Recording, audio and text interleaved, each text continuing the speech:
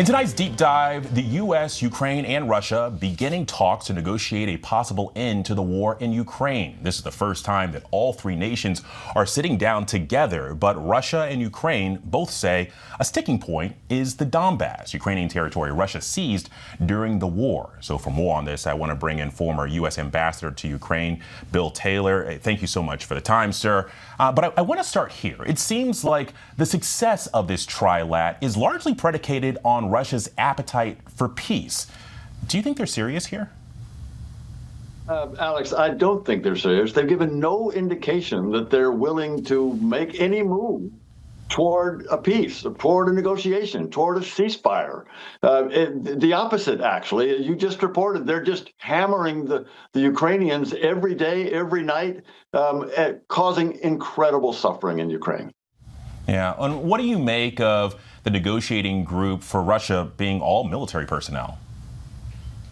Another indication that they're not serious. The military are not going to make political decisions. The Ukrainians have sent their top political folks, the people that report straight to President Zelensky. That's not the case on the Russian side. It's just the military. They're going to follow orders. They're not there to negotiate. Yeah, well, and these talks are playing out as strikes continue on both sides. Ukraine is dealing with massive power outages while experiencing frigid cold. We actually heard from the mayor of Kyiv, Klitschko, who's urging residents to consider leaving there. I mean, how intense is this pressure now to come to an agreement? It's clearly intense on both sides. Both sides are using the weapons that they've got. The Ukrainians are going after military targets in Russia. The Ukrainians are going after energy, the oil, because it's the export of oil, Alex, that the Russians are using to fund the war. And so the Ukrainians are figuring out a way to stop that flow of funds into the Russian economy, into the Russian treasury, to allow them to continue. So that's what the Ukrainians are doing after military targets, the oil targets, whereas the Russians, as you say, are attacking energy distributions, electricity generation, even nuclear substations, and as you just reported, an incredible cold winter. So this is brutal on the Ukrainians. Yeah, well, and Ambassador, while I have you, I want to get your reaction to the following. President Trump came out to say that the U.S. has never needed NATO's help and seemed to downplay NATO's contributions in Afghanistan, saying their troops stayed, quote, a little off the front lines end. But numbers show otherwise. Actually, we have one group that tracks casualties, and they said that some 3,500 NATO troops died in Afghanistan. The majority of those 2,500 were U.S. troops. But what do you make of the president's seemingly dismissive comments?